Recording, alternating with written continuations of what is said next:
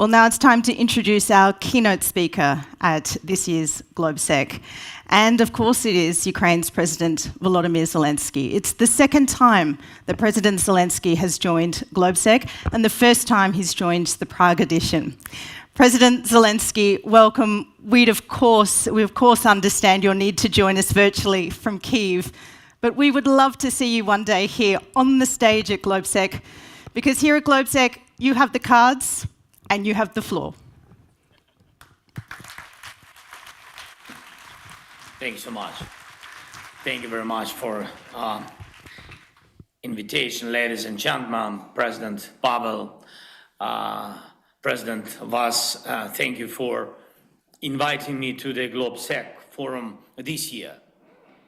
In a time of big changes and important decisions, ones that will affect people's lives and how we think about security for years to come. 12 years ago, we completed the final stage of our operation.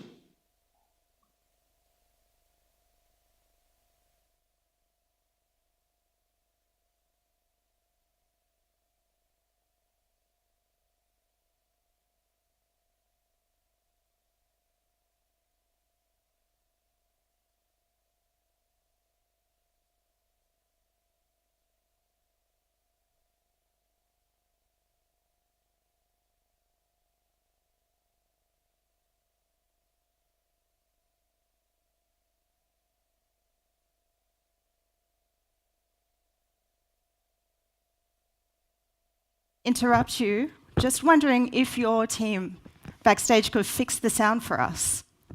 We cannot hear you at the moment. Okay, we need to do some work, I think, behind the scenes to restore our link. And while we do that, what we might do is ask all of you to grab your phones back out, and we're going to do some Slido questions about Ukraine just while we restore our link with the President's office. So we've got some Slido questions here about one of the main topics we'll be talking about after, of course, we hear again from President Zelenskyy. Yes or no, this is a pretty easy one. Does anyone here think security guarantees about the future of Ukraine are possible without the United States? Сприймає безпекові гарантії. Okay, it sounds like we're getting our link back, but if you want to answer some of these questions while we're waiting, and we might have a show of hands in the room. Who thinks that security guarantees are possible for Ukraine without the US? Yes? Show of hands? Wow. Okay, for those watching at home, there's about 6 hands in the room. So obviously, those who think security guarantees require the United States. Hands up. Okay, there's not an overwhelming majority. I thought that would lead to an overwhelming majority, but it's not quite the case.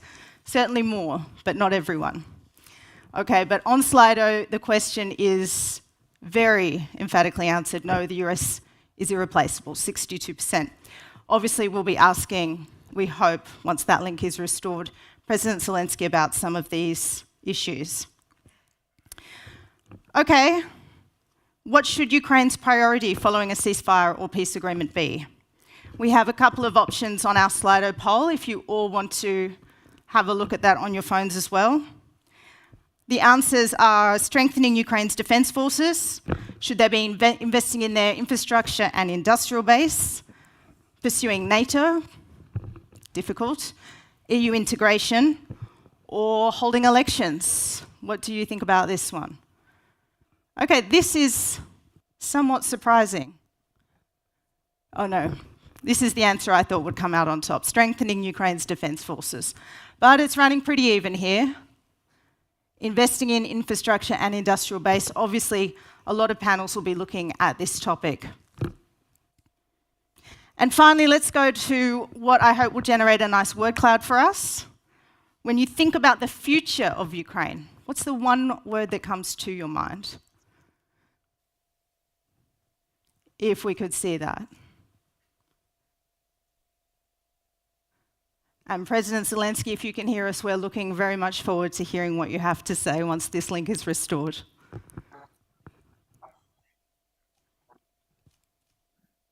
I don't know, do you hear me? Ah, President Zelenskyy, we can hear you, and it's wonderful to hear you. I don't know where we stopped.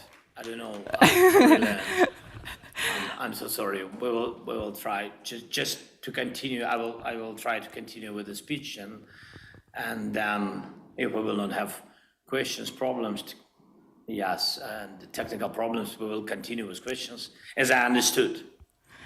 No problem. President Zelenskyy, no apology necessary if you would like to start again. We were very looking forward to hearing from you. Thank you. I think you remember the beginning. You're smart and young people. I think you remember. So I'm just want to continue. So really, 12 days ago, we completed the final stage of our operation called, as I said, Spider Web. And probably no one in this room missed it. And inexpensive drones, part of a low-cost operation by Ukraine security service, hit something very, very expensive for Russia. In a very sense of the word, strategic bombers at distant military airfields. And it was a completely legitimate operation targeting the very aircraft Russia used to terrorize our country and to send a message of threat to NATO. And these were not just similar strategic bombers, but the exact same ones Russia had used to simulate missile strikes on NATO territory. In total, as I said, 41 Russian military aircraft were destroyed or heavily damaged, and all of these happened almost live for the world to see. And it clearly shows how the technologies of war are changing. 10 years ago, such a strike would have been unimaginable. Today, we can't even imagine what kind of strikes a country might be able to carry out 10 years from now. But one principle is clear. No country can afford to stay behind in technological development when it comes to security. Here is another example. Statistics. Today, on June 12th, in the 4th year of Russia's full-scale war against Ukraine, our military has recorded more than 1 million Russian casualties, killed and wounded. This is the price Putin and those like him are willing to pay for their sick geopolitical fantasies. 1 million losses, and still they are doing everything to avoid ending this war. They even ignore the United States and President Trump, who have repeatedly called for a ceasefire and an end to the killings. Russia does not really care about such human losses. What they do worry about are harsh sanctions, especially those against Russian oil, including a new price cap. That's what really threatens them, because it could cut off their funding for war and force them to seek peace. And they are also concerned about sanctions on the banking sector and about political isolation when Moscow is not invited to international forums, and about new joint defense efforts between Ukraine and our partners in Europe and around the world. Russia is worried about money, about so-called prestige in foreign policy, and about our resistance, but they are not concerned about the lives of 1 million of their own people. And I ask you to see this not just as another fact about dictatorships like Russia, North Korea, or Iran, but as a security challenge to all of us. We have to confront those who treat human life as worthless, just as we defend our own safety. This fight is not limited to Europe. It matters in every region nearby. When life means nothing to those in charge, then no crime is off the table, not even full-scale aggression.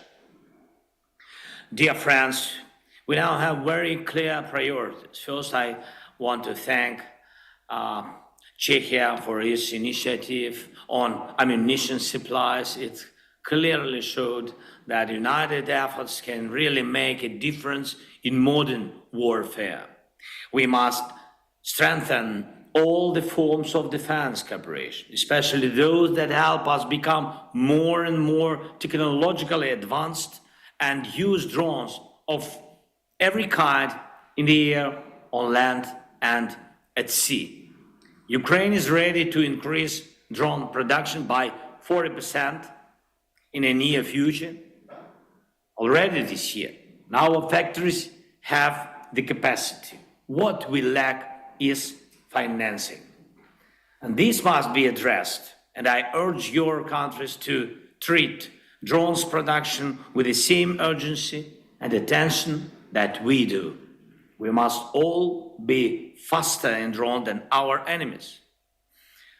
Next, we should be realistic about those who brought war to Europe. You can't talk Russia into peace. But there are forms of pressure that hurt those in charge. I ask you to support a serious increase in sanctions against Russia. Our goal must be to significantly reduce Russia's oil income and financial capabilities. If Russian oil sells for no more than $30 a barrel, suddenly Moscow will start sounding peaceful. And we must shut down all the loopholes helping to fund the Russian federal budget. We need to apply enough pressure to force at least a real ceasefire. Without pressure, this will not happen. And one more thing, we should remember that respect for human life is not just a moral value, it's a security factor. That's why our joint policy must include support for those who value life and restrictions on those who show contempt for it.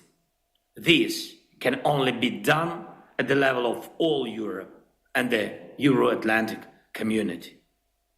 Only together we are strong enough to defend our way of life and life itself. So I ask you to support decisions that do not leave behind European nations that deserve to be in the EU and NATO.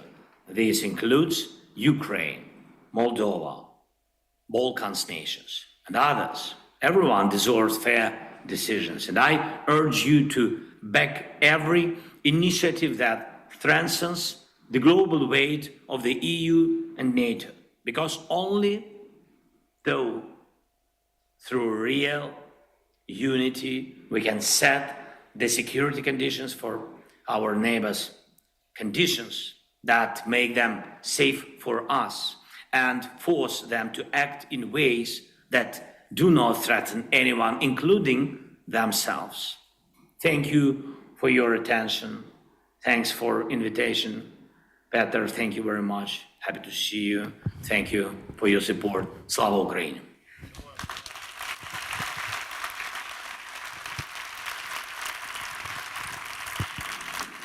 Thank you so much, President Zelenskyy.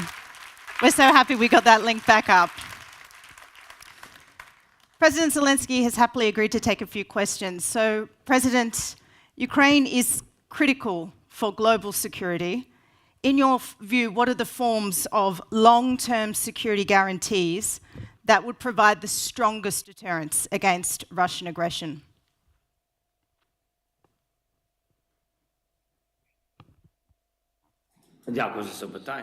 Thank you for your question. Do you have the interpretation? May I ask that? Let's check. Yes, we do, President Zelenskyy. Thank you so much. First and foremost, it seems to me that So I would focus on the security guarantees, how to stop the aggressor and not let the aggression come back again. So when we discuss how to stop Putin's aggression or anybody else in the world, we see that there are a couple of factors in that. The first thing is economy, because defeat such an army for a long time is impossible. So we must weaken Russian economy, and for that there must be sanctions, but sanctions without any conversations behind the curtains. And that is very important, to not let anyone bypass the sanctions, to introduce total sanctions. Yes, the price caps for energy, etc., but that is not the end of the story. The main thing is that everybody sticks to it. Everybody sticks to the agreements and not let bypass the sanctions, neither Global South nor some countries in Europe, so that everybody does its part of the work. If the economy weakens, then the capabilities for financing this war for Putin will narrow. Second thing is military power. We must support Ukraine as much as possible, and I thank Petr and anybody who helps, not only with artillery initiative, but with any other initiative. Maybe this can be fully understood when everybody can answer for oneself what Ukraine means for the global security, for the security of the world. I believe that Ukraine means security guarantees for Europe today. Of course, NATO is a reliable ally, but the fact that Ukraine stands there and doesn't allow the war to spread further, that is strong security guarantees for all of Europe, and Ukraine must be strengthened, which is why second component is to strengthen the army of our state, and to strengthen and increase the production at your own territories. And that is feasible. That's feasible.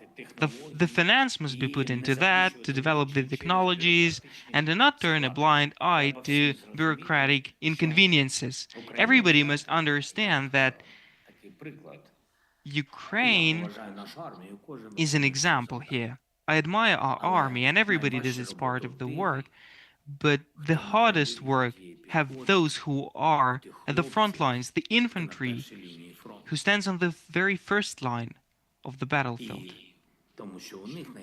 because they have the most severe losses, they have the biggest number of casualties. Those are the most courageous people, and the biggest number of wounded is at the first line of the front line. Each line is important, but the most important is the first line, because shall it fail, everything will fail. So I believe that the European society and the US, in the end of the day, have to understand that in this war, and the war that Putin started against NATO, the civilized world, and everybody, so we are all in this war, but Ukraine is the very first line of it. And shall this line fail, Putin will go further. So second point, to strengthen the army, it's not just eloquence. On this depends the security of all Europe. And third is probably political isolation. And when we say political isolation, it's not about inviting or not inviting Russia to summits, to come to them for the meetings or not. Political isolation is when everybody strictly adheres to the rules. And the rules that not only Europe, but Global South as well, China, Brazil, India, etc., not maintain economic relations with Russia, not straddle between us and Russia, but make Russia cease fire, at least cease fire, to make this first step to end the war. And these are important things. I do not see such pressure from those countries as of now. President Zelenskyy, Involvement, President we are running short of time. I just wonder, in 30 seconds, if you could answer this final question. What are your non-negotiables for just peace?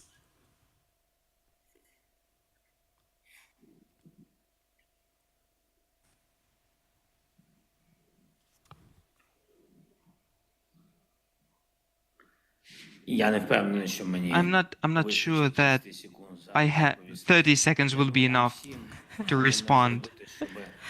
I think we all must make it the way that Russia and Putin do not prevail in this war. I think that is the best security guarantee for the whole of the world, because he will never stop. Thank you. President Zelenskyy, thank you so much for joining us at GlobeSec 2025. All the best. Ladies and gentlemen, if you could please remain in your seats. And we're just going to acknowledge that the President of Czechia, Petr Pavel, has been with us this morning and will be leaving, and we thank Czechia's hospitality again for hosting GlobeSec.